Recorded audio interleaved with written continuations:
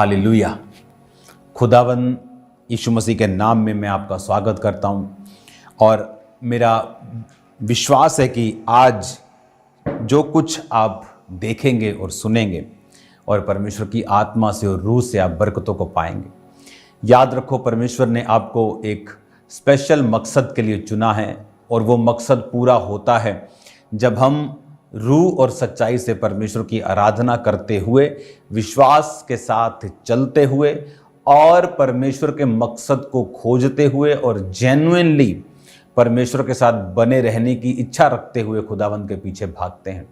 तो परमेश्वर अपनी इच्छाओं और मर्जियों को हमारी ज़िंदगी में पूरा करता है। आज हम बाइबल में एक प्रार्थना करते वक्त परमेश्वर मुझे बता रहा था कि किस तरह से दाऊद की ज़िंदगी में परमेश्वर ने योनातन को भेजा। कौन था योनातन? जोनाथन इंग्लिश में है, योनातन हिंदी में बोलते हैं। वो शाऊल का बेटा था। शाऊल के मरने के बाद जो शाऊल की गद्दी का वारिस था वो योनातन था। शाऊल भी इस बात को जानता था और शाऊल ये भी बात जानता था कि परमेश्वर ने उससे राज्य को छीन लिया है और दाऊद को दे दिया है। योनाथन भी इस बात को जानता था कि शाऊल के बाद ये राजगद्दी उसकी होगी। ये कोई छोटी मोटी दुकान की गद्दी नहीं जिसे लोग तब मरने मारने पर भी नहीं छोड़ते। भाई भाई सगे सुप्रीम कोर्ट में चले जाते हैं क्योंकि पैसों का मामला है, कुछ लाखों का, कुछ करोड़ों का। लेकिन ये तो पूरे देश की बात थी। ये तो पूरा इज़राइल देश का राजा था, प्रधानमंत्री भी नहीं।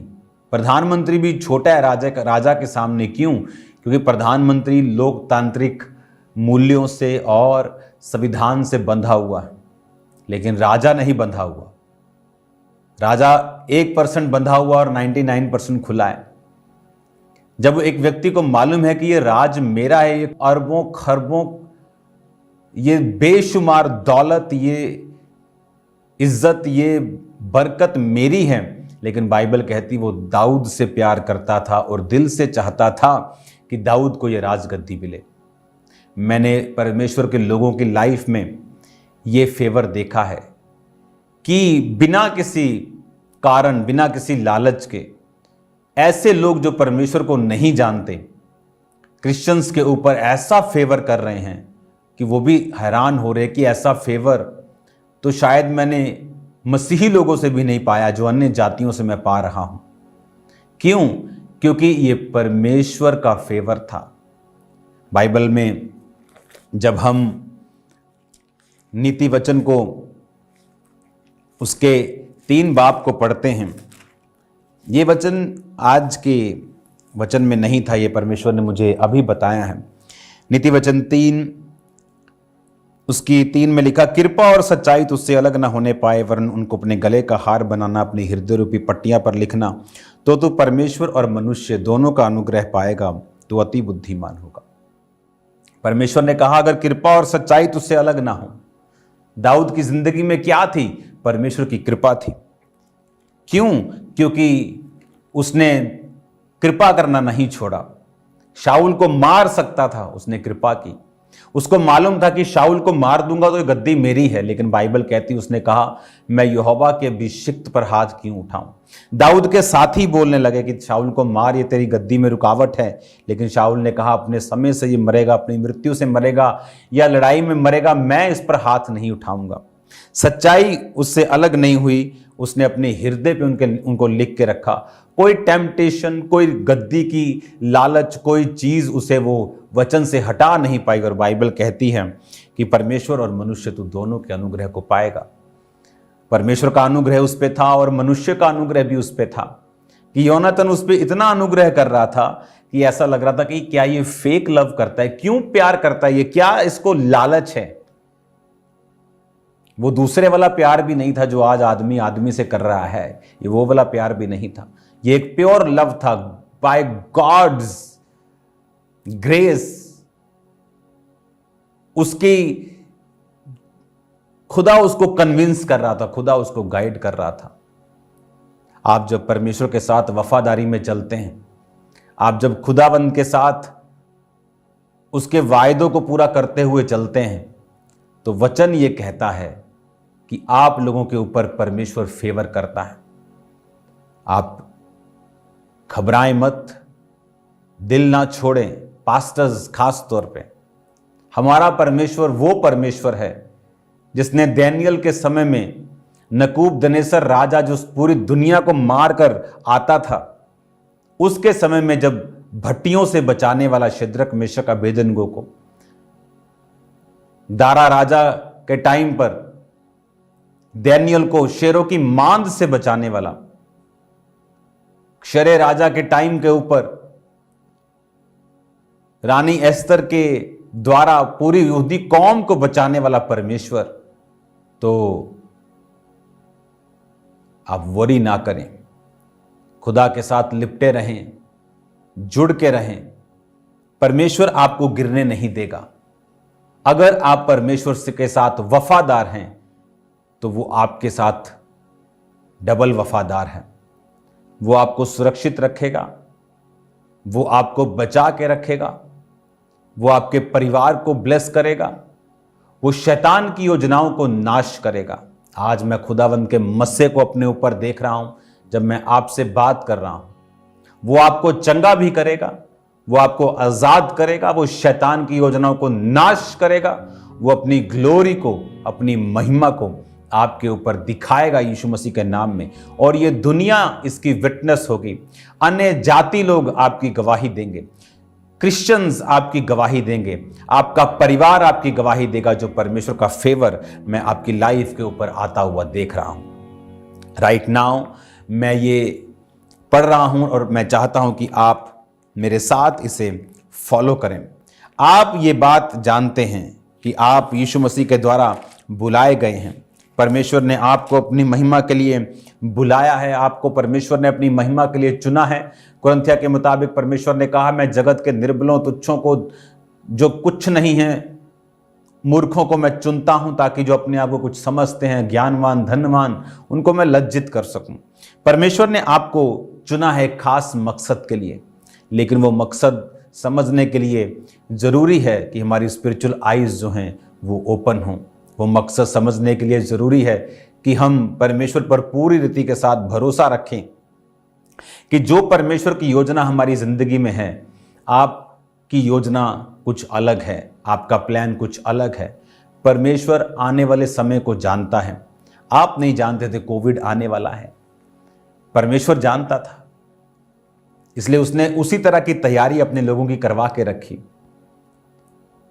मैं अपनी टीम को हमेशा बोलता था कि मुझे, आप पूछ लेना, ऐसा लगता है कि किसी दिन हमें बहुत से राशन की, और 2009 से 8 से मैं ये बात उनको बोलता था, मुझे ऐसा लगता है कि मुझे बहुत सा राशन चाहिए बांटने के लिए, कि लोगों के पास राशन नहीं है। कुछ ऐसी विपत्ति आई है जो मुझे आसमान से आती हुई दिखती थी।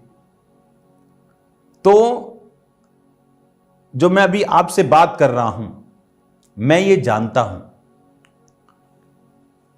आने वाले समय में एकदम से इकोनॉमिक प्रेशर देशों के ऊपर पड़ेगा, एकदम से, लाइक सडनली, जस्ट सडनली 3-4 महीने में पूरी देश की परिस्थितियां चेंज हो जाएंगी।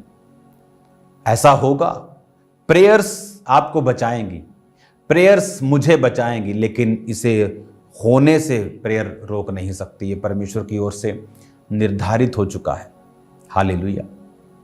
अब जब हम उत्पत्ति 45 उसको 3 आयत से पढ़ते हैं, ये तब की बात है जब यूसुफ, जो बेच दिया गया था, मिस्र में जाकर उसने नौकरी की, वहां पर जेल में चला गया, गुनाह के कारण नहीं, गुनाह ना करने के कारण। उसके बाद परमेश्वर का हाथ उसके ऊपर था क्योंकि वो निर्दोष था। परमेश्वर ने दर्शन उस पर जाहिर किए, उसने राजा के दर्शन के भेदों को बताया और परमेश्वर ने उसे प्रधानमंत्री बनाया। उसने बताया था 7 साल मिस्र में अकाल पड़ेगा, क्योंकि 7 साल बहुतायत के अन्न के बाद वो अकाल इतना भारी होगा कि लोग अच्छी फसल भूल जाएंगे। तो वो पंचमांश यानी 20% अपने सभी अन्न का जमा करने लगा और उसे फिरौन ने ठहरा दिया कि वो नगर नगर भंडार गृह बनाकर उनको जमा करें। जब पूरी दुनिया पे अकाल पड़ने लगा और 2 साल हो गए, जब सारा रखा हुआ जमा हुआ अन्न खत्म होने लगा तो लोग मिस्र में जाकर अन्न मोल लेने के लिए जाने लगे। यूसुफ के भाई भी अन्न मोल लेने के लिए आए। जब वो अन्न मोल लेने के लिए आए तो यूसुफ ने उन्हें पहचान लिया और एक भाई को अपने पास रख लिया, जानबूझ के ये कह के कि तुम लोग भेदिए हो, तो मेरे देश का भेद लेने और इसकी दुर्दशा देखने के लिए आए हो। उन्होंने कहा नहीं, हम तो देश की दुर्दशा देखने नहीं आए, हम तो बड़े सीधे इंसान हैं। ये सीधे थे जो अपने भाई को बेच गए थे। अंदर उनको मालूम था कि ये जो कुछ भी हमारे साथ हो रहा है, हमने अपने भाई को बेचा था इसलिए हो रहा है। लेकिन वो ये नहीं जानते थे कि जिस प्रधानमंत्री से हम बात कर रहे हैं ये हमारा वही भाई है। और बाइबल कहती, उसने कहा नहीं, तुम झूठ बोल रहे हो, क्योंकि बिन्यामीन जो उसका सगा भाई था वो अपने पिता के पास छोड़ के आए थे। और 10 भाई आए थे। पिता के पास इसलिए छोड़ के आए थे कि पिता का वो सबसे छोटा लाडला था और पिता यूसुफ के चले जाने के बाद ये समझ के कि यूसुफ मर चुका है उसको छोड़ता नहीं था। जब वो शिमोन को उसने रख लिया, एक भाई को, कहता नहीं इसको जेल में रखेंगे, तुम जाओ वापिस, एक और भाई को लेके आओ, मैं मान लूं कि तुम सच्चे हो, तुम यकीन जो बोल रहे हो तुम सच्चाई बोल रहे हो। वो गए और पिता ने भेजा नहीं। जब पिता ने नहीं भेजा, थोड़े दिन में वो अन्न जो मोल लेके आए थे वो खत्म हो गया। तो पिता कहता फिर से जाओ, कहता हम नहीं जा सकते जब तक हम बिन्यामीन को, बेंजामिन इंग्लिश में, हम उसको साथ लेके नहीं जाते। पिता को रूबेन ने मनाया जो सबसे बड़ा था कि तुम मेरे बच्चों को जमानत रख ले, मैं इसका गारंटी लेता हूं कि मैं इसको वापस लेके आऊंगा, नहीं तो मैं अपना मुंह तुझे कभी नहीं दिखाऊंगा। और वो उसे लेके गया। जब बिन्यामीन को लेके गया तो मिस्र में जब यूसुफ के वो पास पहुंचे, उसने उनके लिए बड़ा एक भोज किया। बिन्यामीन को बाइबल कहती है 5 गुना भोजन वस्तु दूसरे भाइयों से उसने ज़्यादा दी। और जब वो वापस जा रहे थे तो उसने पैसा और अपना एक चांदी का कटोरा उन्हीं के बोरों में दोबारा रखवा दिया जिसमें वो अन्न को लेके जा रहे थे, ताकि वो उनको फिर से वापस लेके आ सके। फिर जब वो वापस जा रहे थे अन्न लेके, यूसुफ के बंदे गए और बोले तुमने चोरी की है? उसने कहा नहीं की, हमारे बोरे चेक कर। जब बोरे चेक किए गए तो चांदी का कटोरा बिन्यामीन के पास मिला। तो उसने कहा बिन्यामीन दोषी है, इसको वापस लेके जाओ। तो वो डर गया रूबेन, क्योंकि वो कहता कि अगर तूने इसको रख लिया तो मेरा पिता मर जाएगा।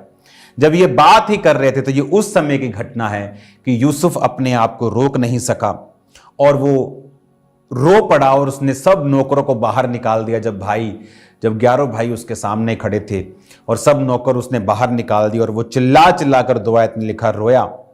तब यूसुफ अपने भाइयों से कहने लगा मैं यूसुफ हूं, क्या मेरा पिता अब तक जीवित है? इसका उत्तर उसके भाई ना दे सके, क्योंकि वो शौक में घबरा गए। वो एकदम से जब उन्हें लग रहा था कि एक प्रधानमंत्री हम पे चोरी का इल्जाम लगा रहा है और हमारा छोटा भाई जो बिल्कुल अपने बाप का लाडला, अगर इसको वो ले गए तो हमारा बाप मर जाएगा और हम भी अपने बाप को शक्ल दिखाने योग्य नहीं रहेंगे। तो वो उसके सामने घबरा गए, एकदम शॉक्ड हो गए। जो उसने कहा मैं यूसुफ हूं। यूसुफ ने अपने भाइयों से कहा मेरे निकट आओ। वो निकट आए। उसने कहा मैं तुम्हारा भाई यूसुफ हूं, जिसको तुमने मिस्र में आने वाले लोगों के हाथ में बेच दिया था।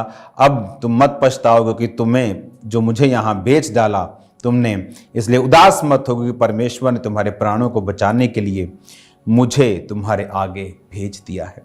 जो आत्मिक व्यक्ति है वो आत्मिक बातों को समझता है। जो आत्मिक व्यक्ति है वो हर एक अपने जीवन की घटना को शरीर से नहीं जांचता। उसे मालूम है कि जो कुछ परमेश्वर उसकी लाइफ में कर रहा है वो अब नॉर्मल लग सकता है, नॉनसेंस फील हो सकता है, लेकिन वो है नहीं। बाइबल कहती उसने अपने भाइयों से कहा उदास मत रहो। क्यों?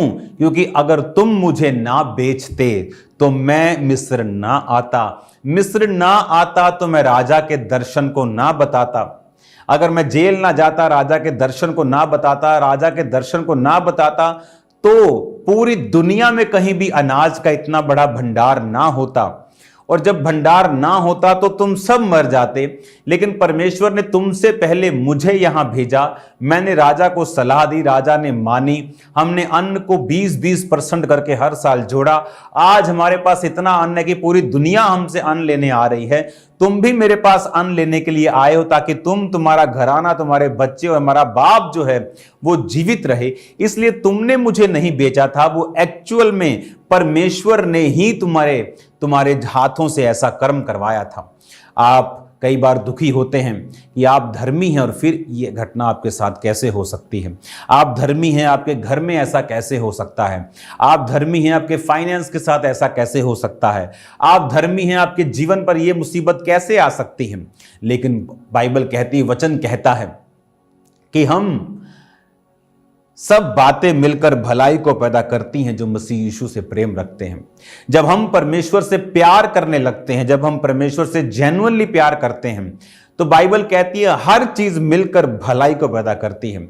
यूसुफ ने कहा, तुमने मुझे नहीं बेचा मेरे भाई, खुदा ने मुझे यहां भेजा। अगर मैं यहां ना आता, मैं तुम्हारे पास अगर होता तो मैं भी मर जाता तुम्हारी तरह, क्योंकि अन्न किसी के पास नहीं होता। अब तो तुम मिस्र से अन्न लेने के लिए आए हो, क्योंकि मिस्र में अन्न इसलिए है क्योंकि मैंने मिस्र को बोला है, फिरौन को बोला है कि हम अन्न को जोड़ेंगे, क्योंकि 7 साल सुकाल के और 7 साल अकाल के होंगे, और 7 साल जो अकाल के होंगे इतने भयंकर होंगे कि लोग 7 साल जो सुकाल के और फसल के होंगे उसे भूल जाएंगे। राजा को दर्शन आया था कि 7 गायें नदी के तट पर से निकली हैं और कछार की घास चरने लगी हैं और बड़ी मोटी हैं, और 7 दुर्बल निकली उसके बाद में और 7 को खा गई, और खाने के बाद भी वो दुर्बल की दुर्बल है। कि 7 डंठलियां निकली हैं कॉर्न की, मक्की की, और 7 मुरझाई हुई निकली और उनको खा गई, लेकिन वैसी की वैसी रही। तो उसने कहा जो अकाल खा जाएगा उन 7 वर्षों की फसल को, और इतना भयंकर होगा कि फसल लोग भूल जाएंगे, अकाल को याद रख लेंगे। और आप लोग चिंता में होते हैं, आप लोग मुश्किल में लगते हैं जब परमेश्वर आपके जीवन में कुछ यूसुफ के जैसी घटना करता है। जब आप नाना प्रकार की परीक्षाओं में होते हैं, जब आप नाना प्रकार के दुखों में चल रहे होते हैं परमेश्वर पर यकीन करते हुए भी, आप मेरा बात का विश्वास करो, आप मेरी बात की पूरी हामी भरो इस बात में, और इस पे यकीन करो। मैं आपसे कह रहा हूं कि परमेश्वर आपके जीवन में वो एक प्लान के तहत कर रहा है।